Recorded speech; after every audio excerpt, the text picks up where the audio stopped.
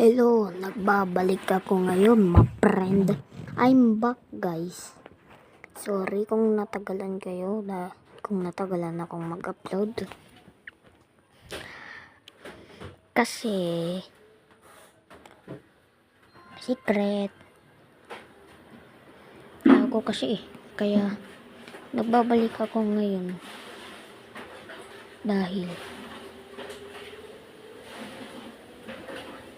di ko alam. Ngayon, fun facts sa Roblox.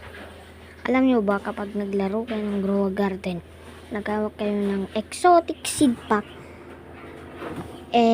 tapos tumalon kayo dun sa void, tapos W, tapos right click, makakakuha kayo ng rainbow exotic seed pack. Kapag nakuha nyo yun, punta ulit kayo dun sa gilid ng map ng Grow a Garden, tumalon,